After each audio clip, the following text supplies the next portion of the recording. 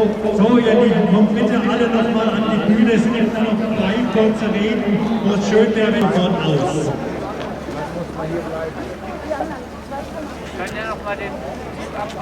Gibt dann auch Neuigkeiten aus den anderen Städten, wo Ostermärkte.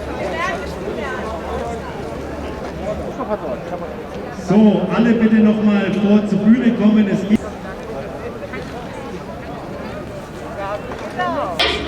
Organisatorinnen und Streiterinnen für den Frieden, für eine gerechtere Welt, und sie spricht heute zu uns.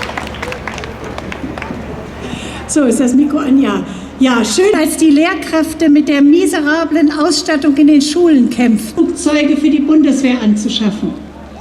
45 davon für die Bereitschaft, US-Atomwaffen, die völkerrechtswidrige nukleare Teilhabe für Jahrzehnte fortgesetzt werden, einschließlich steigender Fangen wir, ist der Bundestag schließlich im Dezember für 2000.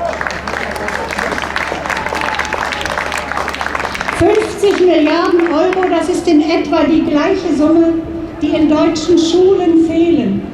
Nicht für den laufenden Betrieb, sondern um endlich die seit Jahren unterlassenen Investitionen nachzuholen. Als 150 Milliarden Euro bei der überfälligen Verkehrswende, beim Wohnungsbau, und die Liste ließe sich fortführen.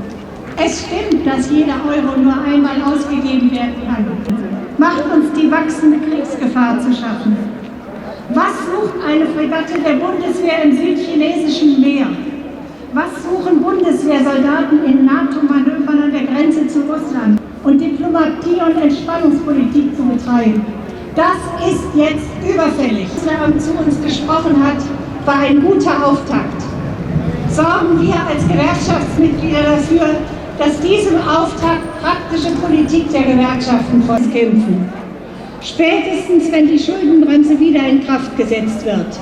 Und dann warten auf uns Gewerkschafter nicht nur Tarifkämpfe, dann warten auf uns Kämpfe, Aktionen und bis hin zu politischen Streiks gegen die Wiedereinsetzung der Schuldenbremse. Und alles, was für die Menschen wichtig ist und für ihr Dasein, das muss rauf. Dafür muss Geld ausgegeben werden.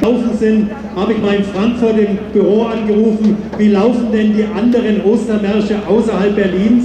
Und ich kann euch sagen, wir hier in Berlin, wir haben zweimal gezählt, waren mit 1000 Friedensaktivistinnen und Friedensaktivisten unterwegs, und ich glaube, in der heutigen Zeit ist das eine wirkliche Leistung. Deshalb euch allen vielen, vielen Dank, dass ihr mit auf der Straße gewesen seid.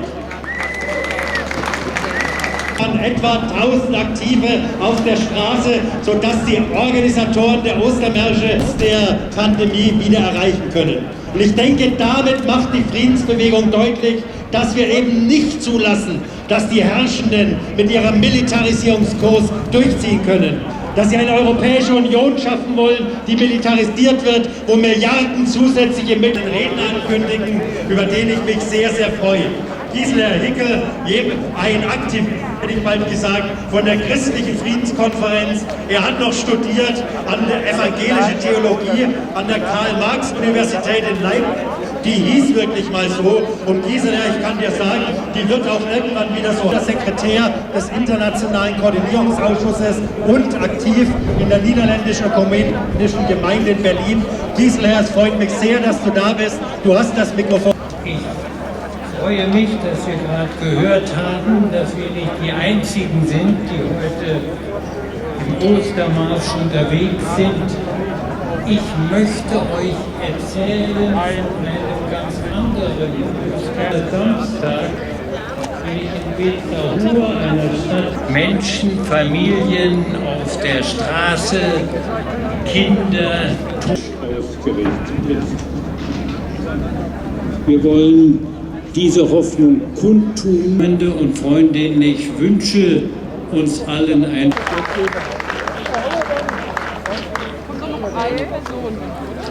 Corona-Rache zugeschlagen. Ein Mitglied, Detlef, ist leider positiv getestet. Jetzt darf ich den letzten Redner des heutigen Ostermarsches ankündigen. Es ist Dominikus Vogel. Er ist Mitglied der Organisation ICAN. Diese Organisation ist Teil der internationalen Kampagne gegen die Atomwaffen. Dominikus Vogel ist... Zeit und dass wir hier um den Block ziehen konnten. Ich denke, es ist ein wichtiges Zeichen auch, ja, unsere Gedanken zur Stimme zu erheben, die Plakate zu schwenken und ein bisschen durch den Wind sausen zu lassen. Wenige Sekunden vor 12, du liebe Zeit. Die Säbel rasseln wieder in Form von B-1-Bombern, die an der norwegischen Grenze zu Russland patrouillieren und Patrouille schieben. Amerikanischen Panzern, die auf deutschen Straßen zu Manövern in den Osten ziehen. Die Eskalationsstufen der nuklearen Abschreckung werden erprobt, auf beiden Seiten. Es weht der Wind eines kalten Krieges. Haben wir vergessen, was wir hier tun, für was wir Milliarden ausgeben? Dieses Konzept des strategischen Massenmordens in Europa ist absurd. Das sollte in die Jahre kommen. Und doch so real. Und wir werden gezwungen, uns daran zu beteiligen. Es weht ein wärmerer Wind des Widerstands, der die verhärteten Böden tauen lässt, zu ächten. Es ist 1 Minute nach 12 und es regt sich Widerstand. Diplomatinnen nehmen als Beobachterinnen an der ersten Überprüfungskonferenz des Atomwaffenverbotsvertrags teil. Der Atomwaffenverbotsvertrag wird im Bundestag ratifiziert. Ebenso beschließen die Parlamente in den Niederlanden und Belgien, auf die nukleare Teilhabe zu verzichten. Das heißt, die Vision einer nuklearwaffenfreien Zone in Europa nimmt Gestalt an. Es ist 2 Minuten nach 12. Frankreich und Großbritannien rüsten alle Atomwaffen ab und die USA und Russland ziehen ihre Atomwaffen. Für Europa wird ein Kompetenzzentrum für nukleare Verifikation und Rüstungskontrolle errichtet. Fähigkeiten aus und koordiniert und gerechnet aus Krisen wird gelernt. Liebe Zeit. Vielen Dank für diesen optimistischen Abschluss des Ostermarsches im Jahre 2021. Bevor ich schließe, möchte ich jemandem danken, ohne den es natürlich nicht möglich gewesen wäre. A, natürlich den Gruppen der Friedenskoordination Berlin, die das gemeinsam organisiert haben, gemeinsam möglich gemacht haben. Und B, natürlich jemand, der immer ganz im Hintergrund steht, unseren Demo-Anmelder, den Klaus Meindl, der seit vielen, vielen Jahren und Jahrzehnten die Ostermärsche anmeldet. Gebt unseren Klaus auch mal einen Applaus, hat er verdient. Euch allen möchte ich danken, dass ihr heute da gewesen seid. Ich wünsche euch allen ein paar ruhige Ostertage.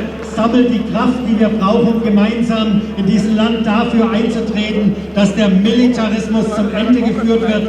Lasst uns gemeinsam nach Ostern weitermachen mit unserem Kampf gegen die Atomwaffen, gegen die Rüstungsexporte, für eine friedliche Welt, für ein Zusammenleben der Menschen, egal ob sie in Russland, in China oder in einem anderen Land leben. In dem Sinne, vielen, vielen Dank, dass ihr da wart. Die Veranstaltung ist geschlossen.